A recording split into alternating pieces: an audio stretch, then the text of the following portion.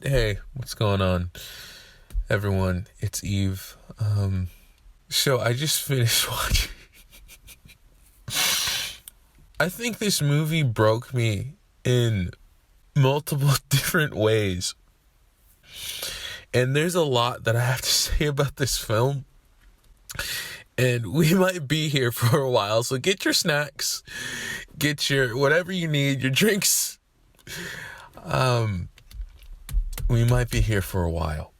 So, I remember watching Bridge to Terabithia when it first released back in my childhood. Then I revisited it maybe when I was around 12-ish, potentially. And here I am watching it again as a 22-year-old adult. And I'm sorry, there's so much info that I just want to give out before I really get into the meat and potatoes of this video. For me personally, I feel it's rather difficult to look back on things that I enjoyed as a child. Lots of things that just come to light now that shows the darkest side of it. That was the seedy underbelly of what was going on in the background as I was enjoying it as a kid. There's just the ignorance of society during that time that I always have to prepare myself for when it comes to looking back on media or enjoying certain media of the 2000s, and also just being a kid's film or a family film, if you will. I don't know about you, but for me in particular, I never usually think fondly of those types of films, thinking that they have very profound messages or they have very layered themes to them. And if you don't know, I'm a slight Disney fan. And recently I got Disney Plus, and I've been having an absolute field day, not with watching any of the movies, but because I've just been scrolling the discography, just being discography? I think discography's for music.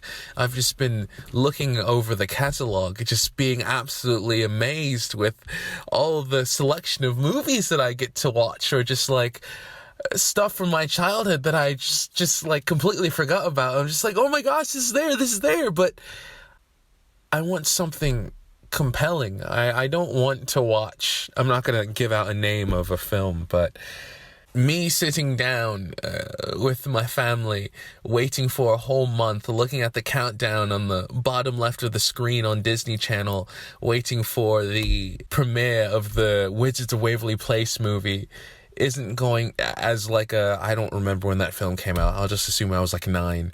It's not going to hit the same as me watching it now on my PC in my bedroom a day before an exam. It's just not going to hit the same. And so I've been struggling to find a movie that I feel would still be impactful today as an adult.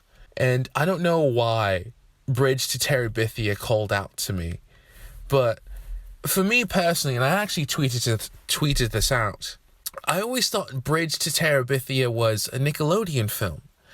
And the reason why, I can't really place my hands on why I thought it was, but when rewatching the film, I kind of remembered thinking back to my childhood, I kind of always thought of Disney films as being rather juvenile and not being serious. And I remember Bridge to Terabithia even making me choke up as a child, even as a tween.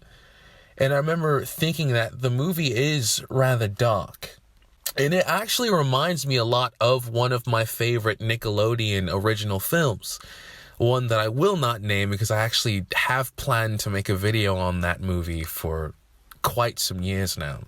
Just everything that I subconsciously remembered about this film, watching it again, I felt everything that I felt when I was a kid.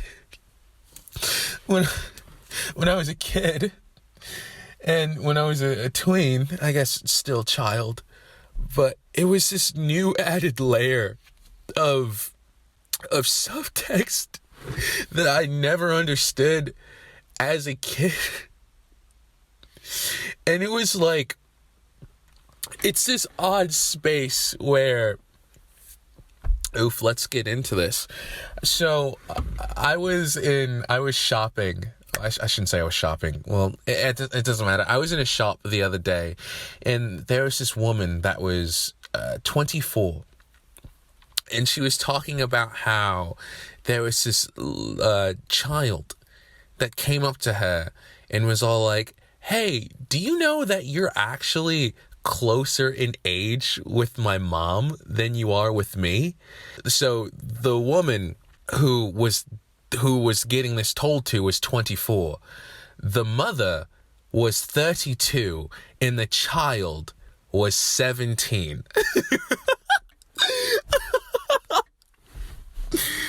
Like, I feel like at this current age, I'm in this place where rewatching things as an adult now, I have this perspective of remembering what I felt as a kid and feeling and understanding the kids' perspectives.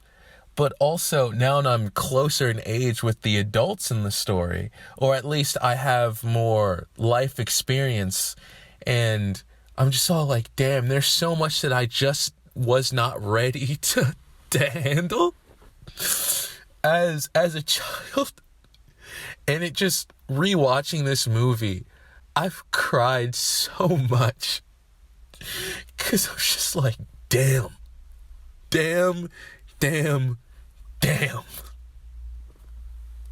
Can I just say I love the 2000s?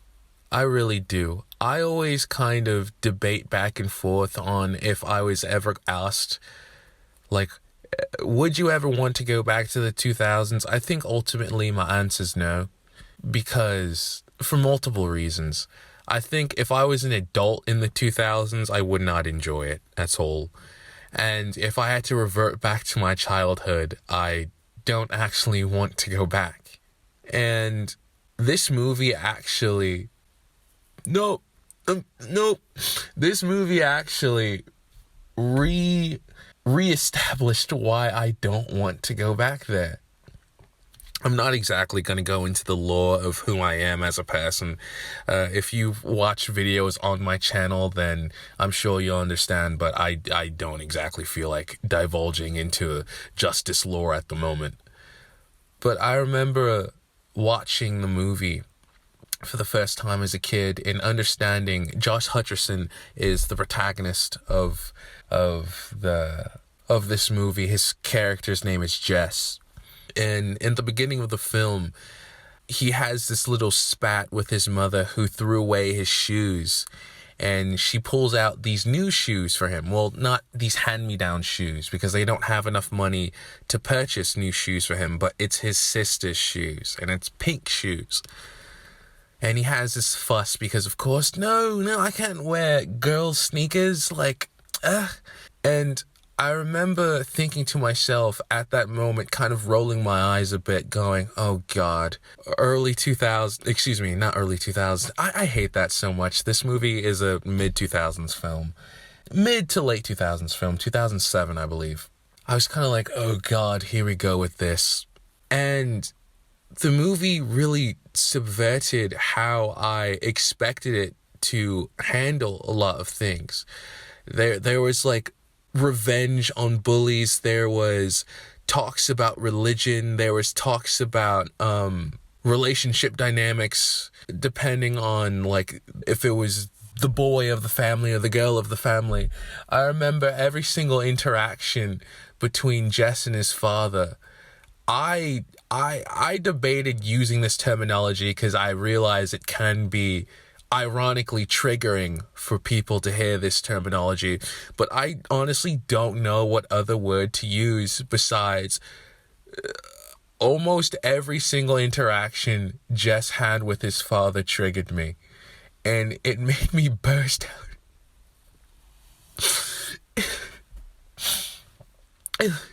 It legit made me burst out into tears because I was just remembering my own childhood.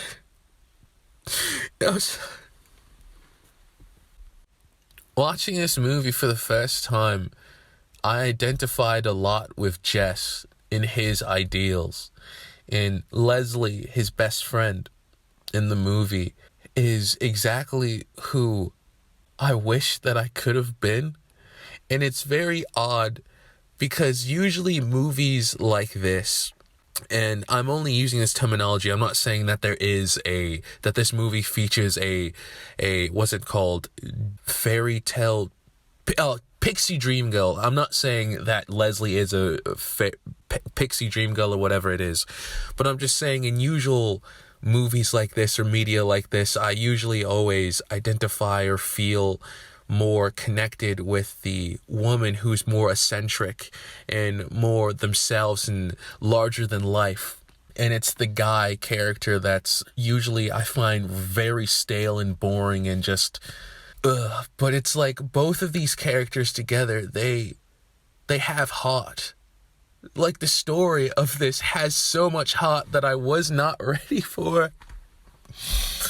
And it's crazy to think that I came into watching this movie for the very first time feeling like Jess, understanding Jess. I still do to a lot of degrees, but knowing that there was a Leslie always inside me that just kind of broke me a bit. Just looking back to childhood and how easy and how lax it was to just become friends with people, to just go outside and just be yourselves and not have to worry about anything. I was just like, man. It's so strange, this love and hate relationship that I have with the 2000s. Again, as much as I love it, I struggle to say that I would ever want to go back. I don't know. I just hear a lot of people proclaim their love for the 2000s, even though, honestly speaking, a lot of you were probably born in the 2000s but weren't even cognizant of what was going on in the 2000s. Let's not get into that. Experiencing the 2000s through TikTok and Instagram posts. Anyways, I'm just saying, not to roast anyone. I'm just saying, it's clear a lot of people who quote unquote want to go back to the 2000s weren't really even there to begin with. I'm just saying. Oh, there we go. Upbeat justice here again. Thank God. I always love looking back on these films from the 2000s and seeing how people's careers or how people have changed. Seeing Josh Hutcherson, I'm just all like, my God, this guy has been a part of... I just literally thought of another Josh Hutcherson movie that I should make a video on, maybe. If that movie's good. If it's a mediocre movie, I'm not gonna... he was in a lot of movies back then, wasn't he? He was in a lot of franchises just in his whole entire career. Just like in the 2000s, in the 2010s with Hunger Games, till now even. Man, this guy's portfolio is absolutely stacked. And then seeing what's her name, Bailey Madison. I always thought she was old. I always thought she was younger than me because every single film that she was in, right, she always looked so young. And I remember thinking she had to have been born in like 2004, 2005. I was like, no, she was born in 99. Fuck, she's older than me, mate. Crazy. I always thought she was younger than me. Anyways, sorry. And then Anna Sophia Robb. Oh my God. I'm saying that as if, I'll be honest, I don't remember anything else that Anna Sophia Robb was in besides this movie. Is that bad? I should do a Google search. I'm sure there's other things I know Anna Sophia Robb did, but they're not coming to my mind right now. I guess a little bit of lore about myself is that as much as I loved the 2000s, I never really showcased my interest with other people because everything that I was really interested in wasn't cool to be interested in at the time. And so I was always experiencing media on my own, and I didn't know what was popular or what was considered cool during the time. And so it's always very interesting to see what is the timestamp of media back in the day. If you don't know, I think the most egregious discovery that I made about the 2000s was that Ocean Avenue by Yellow Card is actually my very, very popular song. No, I genuinely thought for the longest time, up until maybe like a year ago, that song was niche. To tell you how secluded I was in enjoying the 2000s, that's how secluded I was, mate. Anyways, there was this frame in the movie where the two older sisters were watching on television this music video. I am going to assume it was on MTV. I don't know. But it was this band called Say Anything, and the song was Alive with the Glory. And so I looked it up on YouTube, and it took me to this channel that uploaded it maybe like 17 years ago.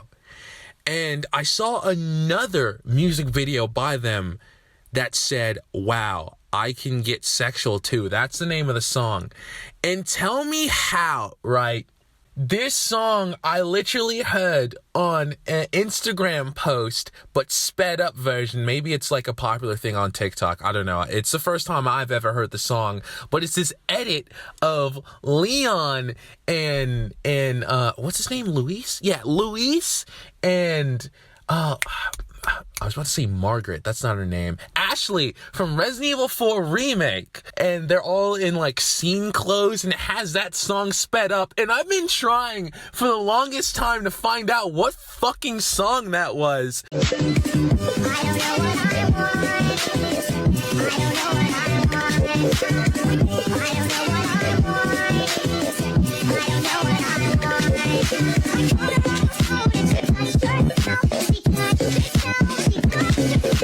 Because the worst genre of content creators are these bitch ass motherfuckers who use songs in their fucking shit, and then they just don't put the song in the description. It's like, I know you see these comments of people asking what the song name is. Yo, I see you liking every single comment that has, in replying to every single comment that has nothing to do with the song, but you conveniently pass by the comments that ask you for the tune. You's a bitch, my nigga. I hate y'all so much. But the absolute shock on my face when just this random band that I just stumbled across because I saw it in the background of Bridge to Terabithia, leading me to discovering this song that I've been trying to find for months. It was insane. It was just like, what are the odds of that happening, honestly? But other than that, the soundtrack of this movie is absolutely beautiful as well. I said beautiful strangely there. There's this one song by Hayden Panettiere. Oh my god, mate. Also, y'all, they were literally watching Hannah Montana in the background, the sisters. Like, they were listening to that music video, and then they're also watching Hannah Montana in the background too. I wish I was... I'm sure on the wiki somewhere people know exactly what episode, what title, what second and what minute of that episode it was. But I was like, oh my gosh, this is such like a timestamp of the time, 2007.